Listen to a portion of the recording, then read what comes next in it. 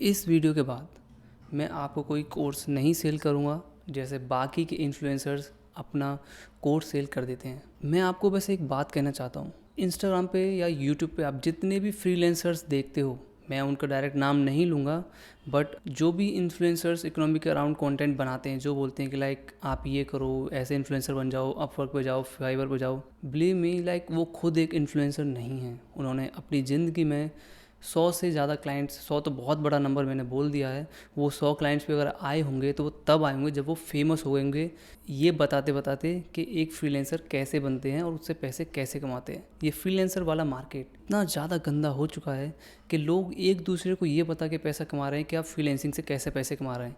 Freelancing से शायद उन्होंने कभी 1 लाख रुपए भी नहीं कमाए होंगे, 10 लाख रुपए भी नहीं कमाए होंगे, लेकिन उसे बताकर सिखाकर कि फ्रीलांसिंग कैसे करते हैं, ये सिखाकर उन्होंने करोड़ों रुपए कमा लिए हैं।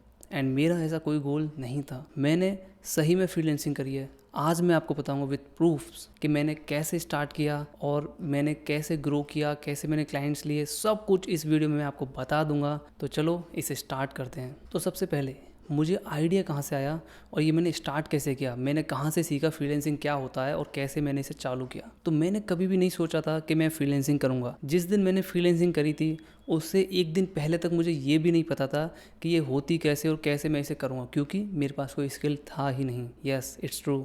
मैं पढ़ने में बहुत ज़्यादा अच्छा नहीं था और मुझे हमेशा से कुछ अलग करना था। पैसे कमाने थे, मैं पढ़ने में अच्छा था नहीं, बस मुझे कुछ बड़ा करना था और बहुत सारे पैसे कमाने थे। तो 9th क्लास से ही मैंने कंप्यूटर साइड में थोड़ा हाथ पैर मारना चालू कर दिया था। एंड मैं क्या करता था कि साइड में प्रोग्रामिंग की बुक्स लेके आता था, कुछ पैसे बचाकर जो भी मेरे पास होते थे, और उनको पढ़ता था। समझ में कुछ भी नहीं आता था, बस पढ़ता था। एक लैपटॉप था, जो भी उसमें सी प्रोग्रामिंग जावा सीखने की कोशिश करता था, यूट्यूब से वीडियोस देखता था। एंड उसी टाइम पर जियो भी रिलीज़ हुआ था, उस टाइम पे फ्री का इंटरनेट मिल रहा था, तो उसका मैंने काफ़ी अच्छे से इस्तेमाल किया। मैंने बस हाथ पे मारे और रिजल्ट में कुछ नहीं आया, बस मैंने सीखने की कोशिश करी और कुछ सीखा भी। एंड जब मैं 11th में आया तब मैंने सोचा कि अब कुछ करना पड़ेगा, क्योंकि मैं लगातार फेल होता हुआ, तो पढ़ाई बिल्कुल ख़राब जा रही थी। मुझे पता था कि बाकी जो बच्चे हैं वो 12th के बाद कॉलेज हो जाएंगे और वो उनकी लाइफ सेट हो जाएगी, बट मेरा क्या, मैं तो पढ़ाई में भी अच्छा नहीं था और मुझे कॉलेज में भी नहीं जाना था। तो मैंने सोचा कि यार कुछ तो करना पड़ेगा। तभी मैंने इंस्टाग्राम पर हाथ पे बनाना चालू करा और देखा कि पेजेस वगैरह कैसे बनते हैं। तभी मैंने इंस्टाग्राम पर पेजेस बनाना चालू किया। स्टार्टिंग में मुझे एथिकल हैकिंग का काफ़ी ज़्यादा इंटरेस्ट था, तो मैंने उसी से रिलेटेड पेजेस बनाए। मैंने 2-3 पेजेस बनाए, बट इंस्टाग्राम उनको डिलीट कर दिया करता था। वो पेजेस डिलीट जरूर हुए, बट मुझे इंस्टाग्राम पेज ग्रो करना आ गया था। मुझे इंस्टाग्राम के ऑल्गोरिथम का एक आइडिया लग गया था, कैसे कंटेंट बनाते हैं, कैसे डालते हैं, कैसे हैशटैग्स वगैरह इस्तेमाल करते हैं और कितना टाइम लगता है एक पेज को ग्रो करने में। तो मुझे एक बेसिक आइडिया लग गया था। एंड जब मैं 12th में आया तब मुझे लगा कि यार अगर मैं एथिकल हैकिंग या इस रिलेटेड कुछ पेजेस बनाऊंगा तो वो ग्रो नहीं करेंगे। क्यों? क्योंकि इंस्टाग्राम अलाउ नहीं करता है। उस टाइम पे काफ़ी ज़्यादा ट्रिकी था पेजेस को बड़ा करना। तो मैंने देखा कि यार इंस्टाग्राम पे ग्रो करना अब मेरे लिए आसान तो है, तो मुझे कुछ ऐसा ग्रो करना चाहिए जिससे मैं पैसे भी कमा सकूँ। तो 2018 के अराउंड मैंने देखा था कि प्रोग्रामिंग का काफ़ी अच्छा ट्रेंड आ रहा था और सबसे ज़्यादा ट्रेंड जो आ रहा था वो था पाइथन। तो फिर मैंने क्या करा कि कोडिंग के पेजेस चालू करे। 5 से 6 पेजेस मैंने ग्रो करे थे, जिसमें से एक था पाइथन हब, और जो बाकी के पेजेस थे वो मैंने बंद कर दिए थे। बट उनमें से एक पेज मेरे पास आज भी है, जो कि है linux.teach, जिसको मैं अभी करंटली ट्रांसफॉर्म कर रहा हूँ। मैंने इसे बीच में चलाना बंद कर दिया था, जिसका करंटली जो अभी नाम है वो है क्रिएटर्स टूल AI। अभी मैं इस पर काम करूँगा, आई डोंट नो मैं कर पाऊंगा या नहीं कर पाऊंगा, टाइम मिला तो देखते हैं। बट जो पाइथन हब था वो उस टाइम पे काफ़ी अच्छा चल रहा था, उस पर 1 से 1.5 लाख फॉलोअर्स हो गए थे। बट अभी तक मैं आपको एक बात बता देता हूँ, यहाँ से मैं बहुत ज़्यादा मनी अर्न नहीं कर रहा था। अभी तक जो मेरी अर्निंग थी वो 40 से 50 हज़ार रुपये महीने की होती थी, कभी किसी तरीके से, कभी किसी तरीके से। हाँ, कभी कभी मैं 1 लाख रुपये महीना भी कमा ली करता था, बट परमानेंट कुछ भी नहीं था।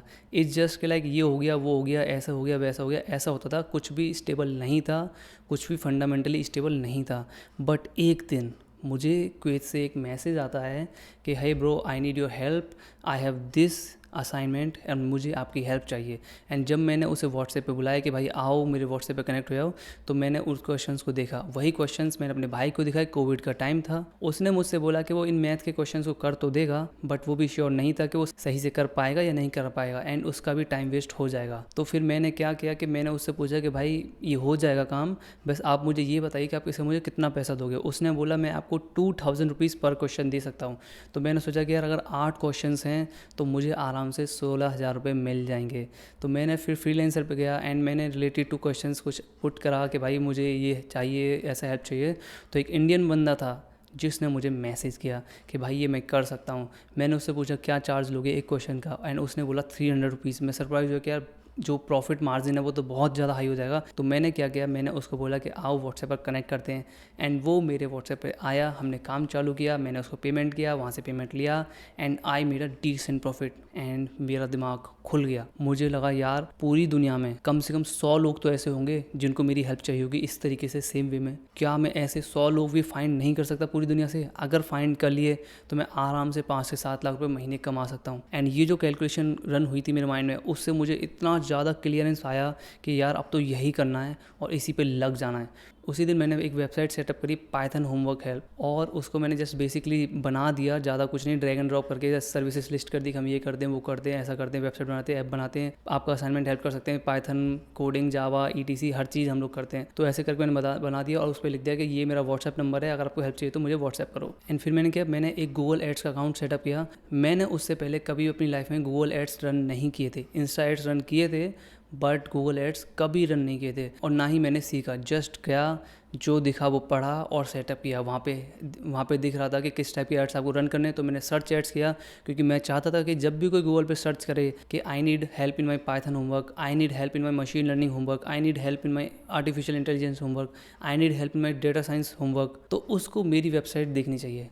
एंड उस टाइम पे लिटरली कुछ भी कंपटीशन नहीं था, किसी का भी ऐड नहीं चल रहा था, सिर्फ मैं ही चला रहा था, तो मुझे बहुत ही सस्ते में मिल रहा था सारा ट्रैफिक। मैंने इन कीवर्ड्स को टारगेट करना चालू करा। पहले ही दिन मैंने 3000 रुपीज़ का ऐड स्पेंड किया। आई रिमेंबर मुझे 4 से 5 क्लाइंट्स आए थे, वो बाहर के क्लाइंट्स थे, और सब ने $100, $50, किसी ने $70, $80 करके दिया था, जिसका समवेयर अराउंड जो एवरेज बैठा था वो 20,000 पे बैठा था। फिर अगेन मेरे दिमाग में कैलकुलेशन रन हुई, 3000 रुपीज़ मैंने स्पेंड किया, 20,000 रुपीज़ के प्रोजेक्ट्स आए, 7,000 रुपये मेरे जो फ्रीलांसर था उसने ले लिया, और मेरे पास 10,000 रुपये का प्रॉफिट बचा ऑलमोस्ट। मैं आपको बता नहीं सकता, वो सब कुछ इतना तेज़ी से हो रहा था कि मुझे एक अनदर लेवल की फीलिंग आ रही थी। आई वॉज लाइक फ्लाइंग, भाई मैं कुछ भी कर सकता हूँ, वो सुपर ह्यूमन वाली मेरे को फीलिंग आने लगी थी। क्योंकि कुछ टाइम तक जो पैसे मैं महीने में कमा रहा था, अब वो दिन का फील हो रहा था मेरे को। कुछ लोग चाहते हैं कि मैं एड्स को अच्छे से एक्सप्लेन कर दूँ कि मैंने कैसे टारगेट करता था, तो मैं आपको बताता हूँ।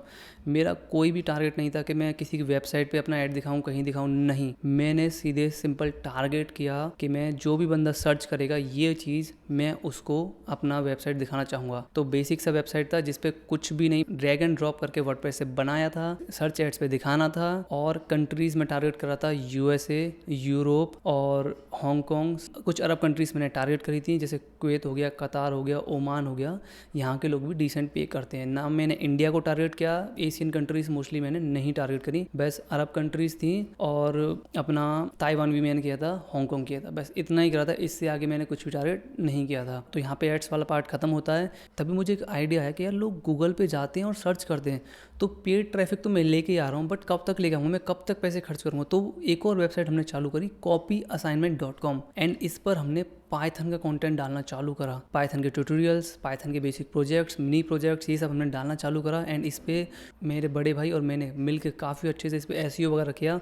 उस टाइम पे इतना ज़्यादा ट्रैफिक नहीं होता था। गिग्स फॉर गिग्स हो गया, ऐसी बड़ी बड़ी कुछ वेबसाइट्स थी, बट वो कुछ चीज़ें छोड़ दिया करते थे जिनको हम लिखते थे, और उस वजह से हमें रैंकिंग होने में हेल्प मिलती थी। जो लोग वो टारगेट नहीं कर रहे थे, हम उनको टारगेट कर रहे थे, एंड उसकी वजह से हम लोग रैंक होने लगे थे काफ़ी अच्छी पोजीशंस पे। एंड फिर उसी वेबसाइट पे हमने ये भी लिख दिया था कि अगर आपको अपने प्रोजेक्ट में हेल्प चाहिए, होमवर्क में हेल्प चाहिए जो कि रिलेटेड टू प्रोग्रामिंग हुआ, आप हमें व्हाट्सएप कर सकते हो। तो उससे भी मुझे मंथली 15 से 20 क्लाइंट्स आने लगे थे, कभी कभी 30 भी आ रहे थे। तो काफ़ी अच्छा एक फ्लो बन गया था उसकी वजह से भी मेरे क्लाइंट्स का। एंड हाँ, मैं एक और बात बता दूं कि उस वेबसाइट से गूगल एड्स के थ्रू भी मैं अर्निंग करता था। 40 से 50 हज़ार रुपये मेरे सिर्फ और सिर्फ एड्स से आने लगे थे। तो यहाँ तक जो मेरे क्लाइंट्स का फ्लो था वो मैं आपको समझा देता हूँ। मेरा एक पेज था पाइथन हब, उससे मेरे को क्लाइंट्स आने लगे थे। क्यों? क्योंकि जब पहला क्लाइंट आया था तो उसके बाद मैंने उसकी बायो चेंज कर दी थी और उस पर लिख दिया था कि if you need help in your project DM me. And ये चीज़ किसी ने भी अपनी बायो में नहीं लिखी हुई थी। एंड उस टाइम तक जो हमारा पेज, ये one of the biggest page था पाइथन प्रोग्रामिंग का। एंड उस टाइम पर 2 लाख फॉलोअर्स थे और बायो में लिखा हुआ था if you need help in your project then DM me. और मोस्टली जो उसके फॉलोअर्स थे वो स्टूडेंट्स थे and all around the world following थी। तो पहला चैनल ये हो गया। एंड सेकंड चैनल था अपना गूगल एड्स, जहाँ से डेली में 2 से 3, 4, 5 क्लाइंट्स आ रहे थे। एंड तीसरा चैनल बन गया था अपना वेबसाइट copyassignment.com, जहाँ से 1-2 क्लाइंट डेली आता था। 3 चैनल्स हो गए। फिर मुझे लगा कि अपना एक डेडिकेटेड असाइनमेंट से रिलेटेड मुझे पेज चलाना चाहिए और एड्स भी रन करने चाहिए। फिर मैंने एक नया पेज बनाया पाइथन हेल्पर करके, एंड उस पर मैंने अपना असाइनमेंट्स वगैरह, प्रोजेक्ट्स वगैरह का थोड़ा बहुत बेसिक रिव्यूज़ डाला था।